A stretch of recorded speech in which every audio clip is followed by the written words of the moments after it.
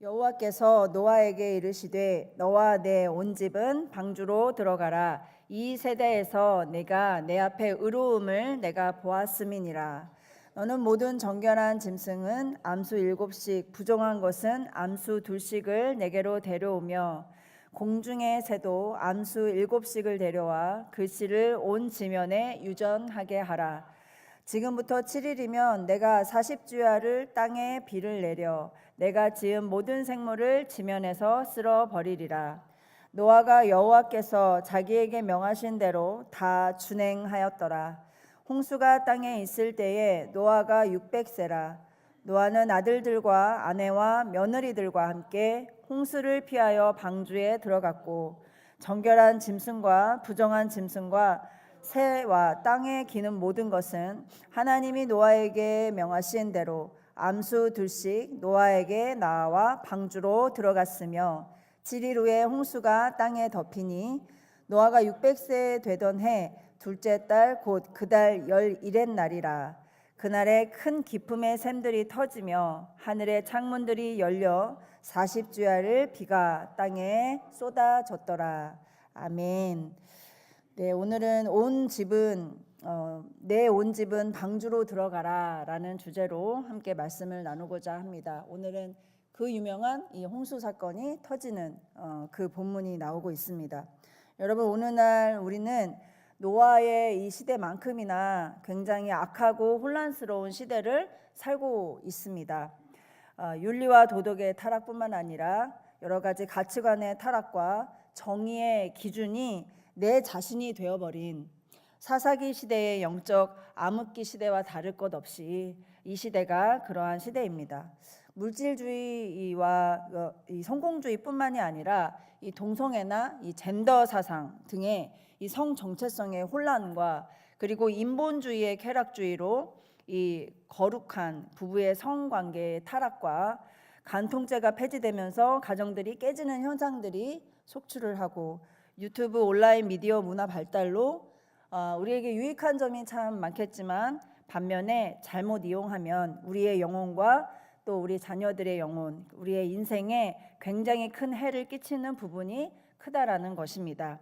이만큼 이 시대는 참으로 악하고 또 그런 어떤 안 좋은, 영적으로 안 좋은 홍수의 시대를 살아가고 있다는 말씀입니다.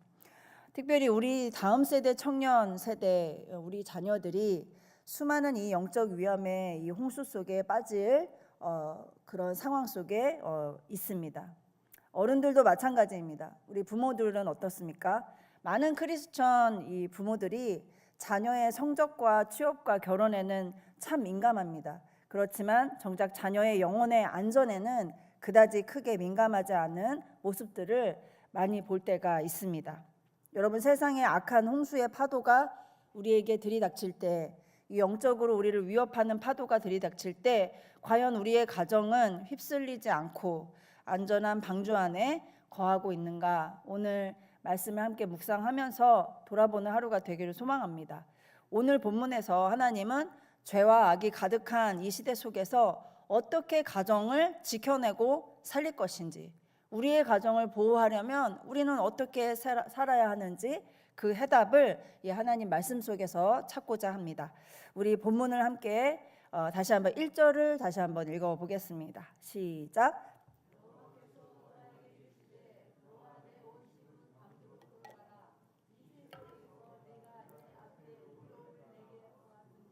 아멘. 첫 번째는요, 하나님께서 한 사람의 의로움이 온 집안을 살린다는 말씀을 하고 계십니다. 하나님께서는 노아 한 사람에게 먼저 말씀하신 것입니다. 내 온 집은 방주로 들어가라, 이렇게 말씀하셨습니다. 그리고 이 세대에서 내가 내 앞에 의로움을 내가 보았다, 내가 너의 의로움을 보았다라는 말씀입니다. 여기서 의로움이라는 것은 히브리어로 차디크라는 단어인데요, 이 공정한 그리고 합법적인이라는 뜻을 갖고 있습니다. 이 하나님은 이 노아가 하나님 말씀을 합법적으로 지킨 의로운 자라고 인정을 해주시는 것입니다. 하나님의 말씀의 법을 합법적으로 지킨 사람입니다. 이 법의 기준이 무엇일까요? 우리 이 세대는 법을 사람이 제정을 하지만 이 법의 기준은 바로 하나님 말씀의 기준입니다. 하나님입니다.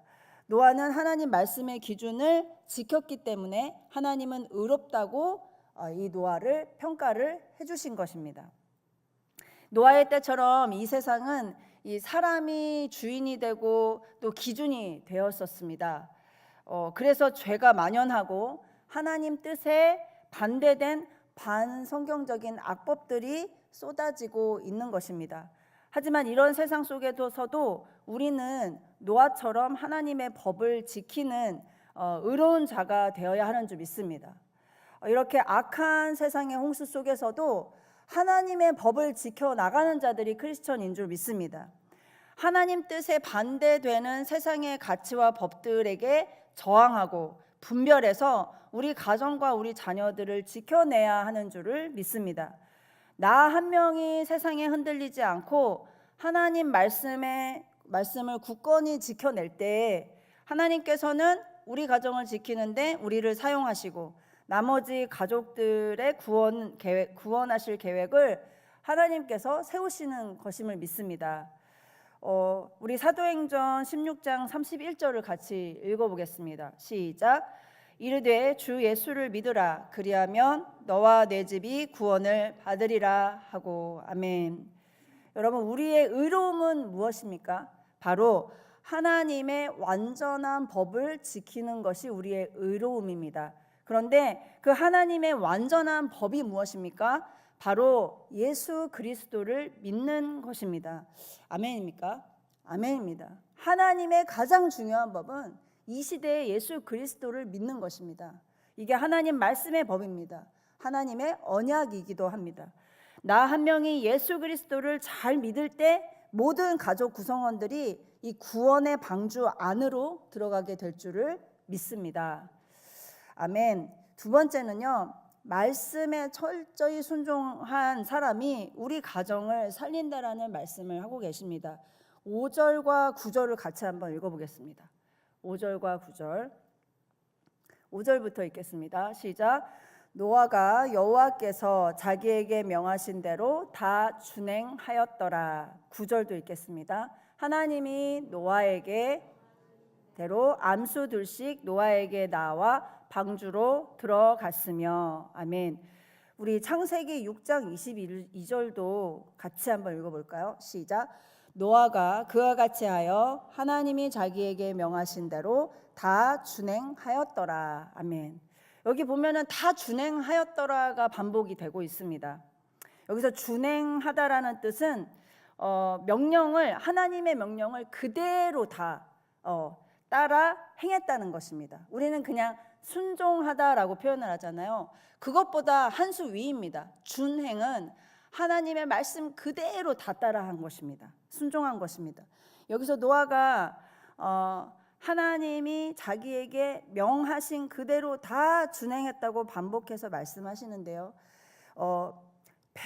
그 노아의 방주를 정해진 치수대로 그대로 만들었었고요. 그리고 짐승들을 종류별로 구별해서 그 숫자도 그대로 들여보내는 일을 했습니다. 여러분, 이 모든 이 일들은 참 번거롭고 어려운 일이었을 것입니다. 그 일일이 세세히 하나님의 말씀을 지켜내는 것은 참 노아로서는 쉽지 않았을 건데 그가 그 수고로운 일들을 하나하나 다 준행했다라는 것입니다. 여러분, 제가 요즘 저희 클럽장님들을 이렇게 돌아가면서 신방을 좀 방문하고 신방하고 있는데요. 어떤 집사님의 이 전도 스토리를 들었었습니다. 이 전도의 삶을 살고 계셨다는 것을 제가 몰랐는데 이제 알게 되면서 그런데 참 감동받은 부분이 있었습니다. 하나님께서 집 주변을 다 전도를 하라고 말씀하신 거예요. 그래서 그 말씀을 준행하신 거죠. 주변의 아파트와 상가 다니시면서 전도지를 이렇게 문고리에 거시고 선물도 같이 거시면서 그렇게 전도 활동을 하셨대요. 근데 어느 날 하나님께서 이렇게 하지 말고 문을 두드리라고 말씀하셨대요. 근데 요즘 그때는 코로나 시대였다고 하시는데 코로나 시대 이후에 더 문을 두드려서 전도하는 건 우리로서는 참 어려운 일이 아니겠습니까? 그래서 마음이 너무 어려우셔서 그 당시에 하나님 문을 두드려야 하는데 이걸 어떻게 순종할지 마음이 어렵습니다 하고 막 중보기도 요청도 하고 하셨대요. 그래서 결국 그 중보의 힘으로 문을 두드려서 어떤 할머님은 집에 들어와서 복음을 들으시기도 하고 의외로 많은 분들이 복음을 들으셨다는 거예요. 그래서 그것을 준행하셨다라는 생각이 이 말씀을 제가 묵상을 하고 제가 신방했던 그분의 그 말이 떠오르는 거예요. 너무 그 순종의 태도가 귀하게 느껴졌었습니다. 다 준행한 태도. 여러분, 성경에서 말씀하시는 방주는 바로 이 시대 우리가 세우려 하는 홈처치, 그리고 미션처치, 그리고 시티처치가 아니겠습니까? 우리 가족들과 이웃들을 구원해내는 방주입니다. 절대 그 세상의 홍수에 빠져들지 아니하도록 보호하는 그 방주가 바로 우리가 하려고 하는 이 세 가지 교회를 세우는 것인데요. 우리가 사실은 너무 분주하고 바쁘고 우리의 일상이 그렇게 녹록치 않은 상태에 매일 홈처치를 하고 또 일주일에 한 번씩 미션 처치를 하는 것은 정말 쉽지 않지 않습니까? 저도 우리 가정 예배를 드리지만 정말 이것을 지켜내는 건 쉽지가 않더라고요. 몸은 피곤하죠. 할 일은 많죠. 시간은 너무 빠르게 가죠. 할 일은 너무 많아서 분주하고 이런 것들이 굉장히 번거롭고 수고로울 수 있지만 우리가 사명을 받은 사람이라면 이것은 가능하다는 것입니다. 사명자들은 가능하다는 것입니다. 기독교가 조롱을 받고 복음의 가치가 땅에 떨어진 이 시대에 예수님을 믿는다는 것은 정말 쉽지만은 않죠.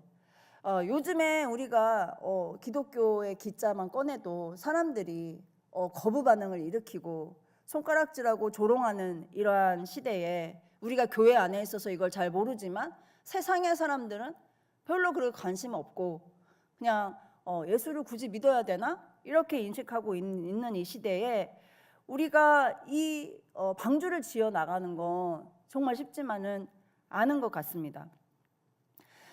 그렇지만 좀 전에 말씀드렸다시피 이 시대 구원의 방주를 지어야 하는 하나님의 사명을 가지고 말씀에 다 준행하는 우리가 된다면 우리는 한 영혼을 구원할 뿐만 아니라 우리 가족들의 영혼들을 구원해내는 정말 하나님의 거룩한 군사로 일어날 수 있다는 것입니다. 우리가 놀라운 그 축복의 통로가 될 수 있다는 것입니다. 여러분, 우리 시티미션 교회의 사명이 바로 이것입니다. 가정과 이웃을 살리는 방주, 홈처치, 미션처치, 시티처치를 세워나가는 것. 우리 교회가 멀지 않아 이 3,300개의 사람 영혼들을 구원하는 방주를 세울 수 있다라는 여러분 생각을 하면 이것이 사람이 세운 숫자가 아니라 정말 하나님이 꿈꾸시는 정말 많은 크고 작은 교회가 아니겠습니까? 우리 교회가 그리고 우리 가정이 그러한 튼튼한 방주를 세워나가는 가정이 되기를 축복합니다. 마지막 세 번째는요, 악한 시대 속에서 우리 가정을 살리려면 하나님의 때, 즉 골든타임을 놓치지 말아야 된다는 이 말씀이 이 오늘 본문 속에 숨겨져 있습니다. 우리 10절에서 12절 같이 읽어보겠습니다. 시작.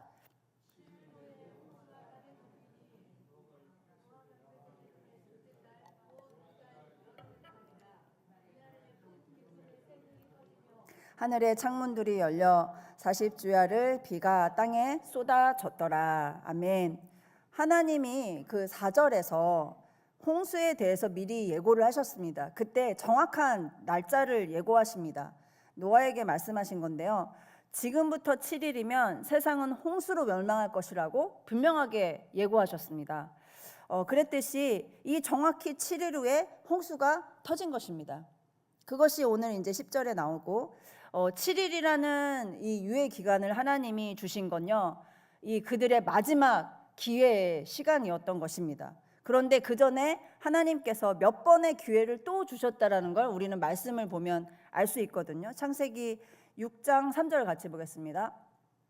6장 3절을 읽겠습니다.